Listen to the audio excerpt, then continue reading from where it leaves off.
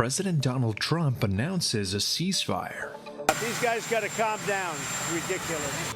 Between Israel and Iran, our DC bureau is live. Entry-level jobs at risk. I'm a little bit more worried about the labor impact simply because it's happening so fast. As AI continues to grow. And an unlikely duo. Between a pup and a pigeon. These stories and more coming up on Newsbreak. Good morning, South Florida. I'm Stephanie Tenia. I'm Mauro Rueda. Today it's Tuesday, June 24th, 2025. Live from the Lee Caplin School of Journalism and Media in North Miami, this is Caplin News. Tensions continue to rise in the Middle East as President Trump speaks out over the ceasefire deal. President Trump speaking to reporters about ceasefire updates this morning before heading to the Netherlands for the NATO summit. The president, minutes before boarding Marine One, claims that Iran and Israel violated the ceasefire. The Associated Press is reporting that Israel is accusing Iran for launching missiles after the ceasefire was in effect, but Iran's media says its military officials deny the attack. Trump is reacting to the latest developments, calling it absurd. I'm not happy that Israel's going out now. There was one rocket that I guess was fired overboard. It was after the time limit, and it missed its target. And now Israel's going out. These guys got to calm down. It's ridiculous. This comes as Israel and Iran had accepted a ceasefire plan proposed by Trump last night to end their 12-day war in the Middle East. President Trump declares a ceasefire with Iran, but several lawmakers on both sides of the aisle are lashing out. A bipartisan group in Congress is moving ahead with a resolution aimed at limiting Trump's military authority, invoking the War Powers Act. Caplin's DC Bureau reporter Rosaura Mendoza is live from Capitol Hill with more. Rosaura? Good morning. The bipartisan resolution limits President Trump's authority to launch future strikes without congressional approval. Under the Constitution, a president needs a congressional approval, except under what are considered extreme conditions, such as the country is under attack. In response to Trump's recent military strikes targeting Iran's nuclear facilities, Democratic Senator Tim Kaine of Virginia introduced the resolution. Senate Democrats are set to vote as soon as this week, possibly as early as tomorrow. While Democrats and some Republicans support the Senate version, over on the House side, it's a bipartisan effort, with Republican Thomas Massie of Kentucky and Democrat Ro Khanna of California leading the push. White House officials say the strike succeeded, producing a ceasefire. Yet Congress argues military action cannot proceed without its approval. The strikes were a spectacular military success. But not everyone is on board. Speaker Mike Johnson is firmly opposed, saying, I don't think this is an appropriate time for a war powers resolution, and I don't think it's necessary. Listen, for 80 years, presidents of both parties have acted with the same commander-in-chief authority under Article 2. It's all politics. This is not a time for politics. The debate could reshape how military power is used going forward and who makes the final decision. Reporting from Washington, D.C. and for Caplin News, I'm Rosaura Mendoza. The boom of artificial intelligence could be a threat to some entry-level jobs. Recently, a few Silicon Valley top leaders warned AI keeps progressing and might soon replace people's job position. CNN reporter Michael Yoshida has more information on what we should know about this issue. As the artificial intelligence boom continues to accelerate, some industry insiders, including the CEO of one of the world's leading artificial intelligence labs, are ringing the warning bell. Compared to previous technology changes, I'm a little bit more worried about the labor impact simply because it's happening so fast that yes, people will adapt, but they may not adapt fast enough. Experts are split on just how quickly and drastically AI will upend the job market. Still, impacts are being felt.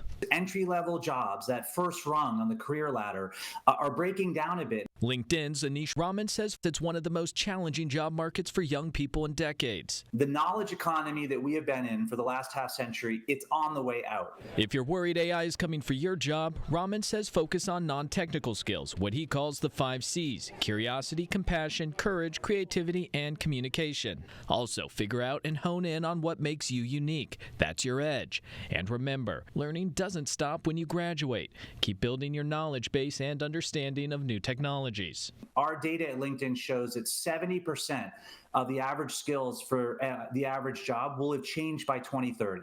Educators are embracing these changes too. The dean of Tulane's business school saying its curriculum is expanding to fit this new business environment. The education is going to be more experiential. They are going to apply the AI techniques in a new way of putting together business processes. In Washington, I'm Michael Yoshida reporting. 6 people are dead this morning after a boat crash leaves 2 survivors and 2 more missing. The crash was the result of a large thunderstorm over Lake Tahoe Saturday afternoon. There was a big pileup right at the head of the dock, and we just started plunking them one at a time. Started with a fishing boat, worked our way in. It was a jumbled mess, but we got 7 of them out by noon. The boat capsized in the several feet high swells. U.S. Coast Guard, along with dive teams from 3 sheriff departments, aided in the search for the 2 missing people. A new way to pay might soon change the way credit scores are calculated. From groceries to getaways, more people are using buy now, pay later to spread out payments. But those short-term loans could soon carry a long-term credit consequences. FICO, the company behind Americans' most used credit score, is developing a new model that includes BNPL data in its formulas. The goal is to give lenders a clearer picture of persons' debt habits. The new system is expected to launch this fall. This morning, construction is underway as Florida's Attorney General proposes a detention facility in the Everglades to house undocumented immigrants. It's called Alligator Alcatraz, and it's a 30-square-mile property surrounded by pythons and alligators. WPTV's Michael Hoffman has more on the story.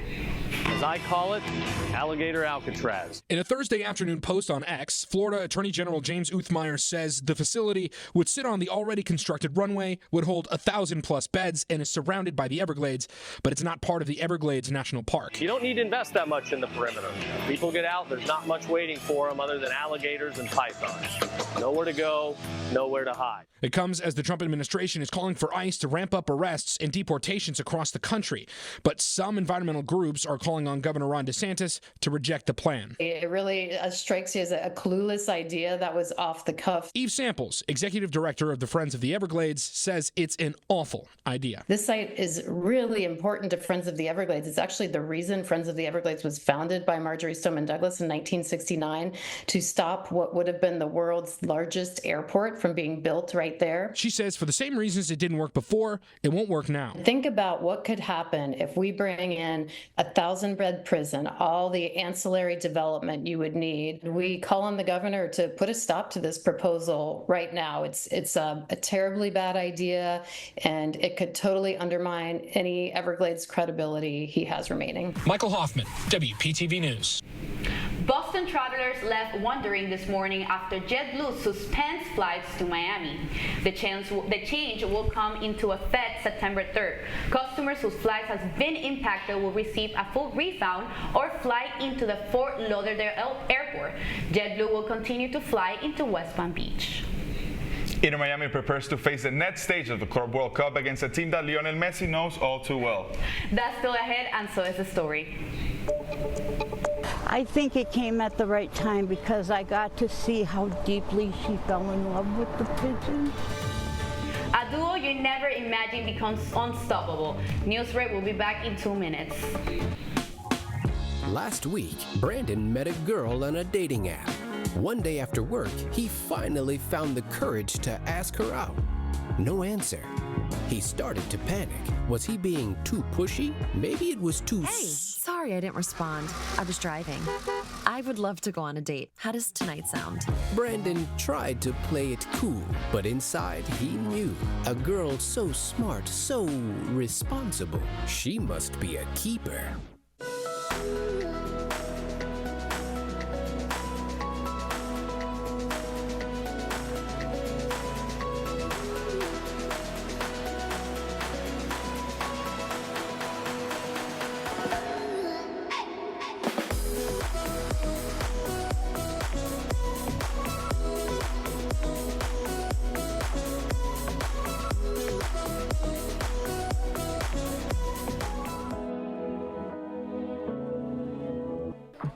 How do you know when you've made the right decision? It's the feeling you get in your gut, the one that tells you what's right or wrong. It's the one that says, sure, I can have a drink. Or the feeling that says, okay, I've been drinking. Now what? It's the voice inside you that says, I'm buzzed. Better leave the car when it's time to go. Plan ahead. Catch a sober ride. Buzz driving is drunk driving. Every day, millions of people are connecting. And even though we're overcoming obstacles, watching each other's backs, and banding together, we should still make an effort. to get to know each other on a deeper level. Father, cosplayer, mentor, actor. It's time we take a step forward. It's time we take a step forward. Come together and discover how accepting our differences can make us stronger.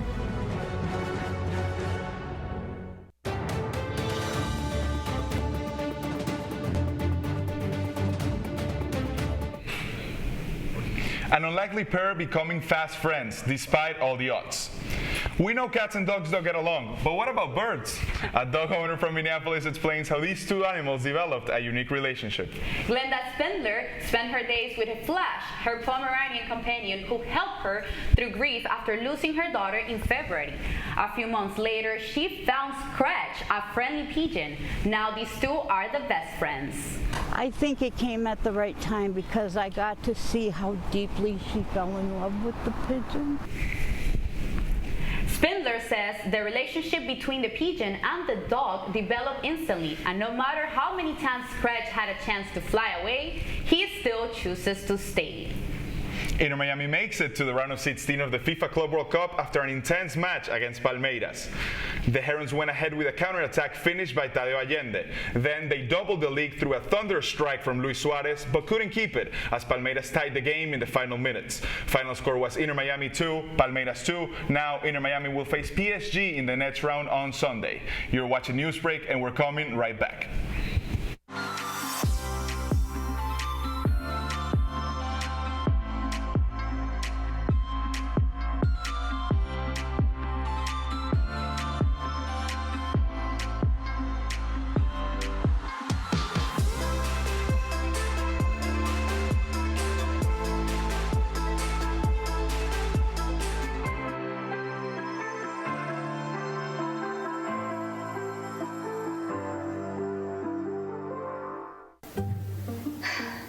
Really use a new tablet. I just don't have the money.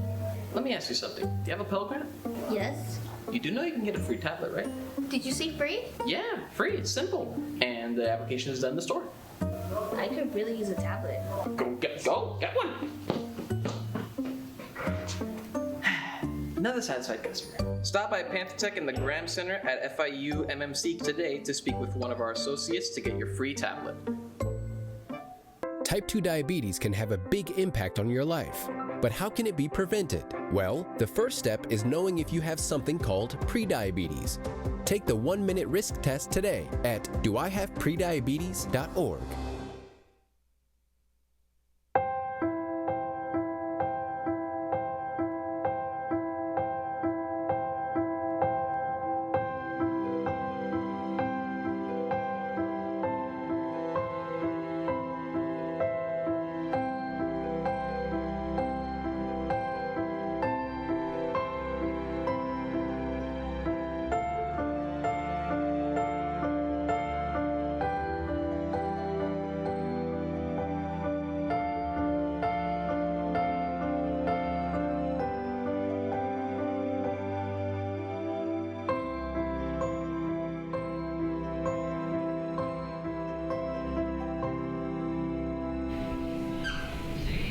That's all the time we have for Newsbreak. I'm Stephanie Tenia. I'm Mauro Rueda. Get more news anytime at caplinnews.fiu.edu. Happy Tuesday. And a happy birthday to Lionel Messi.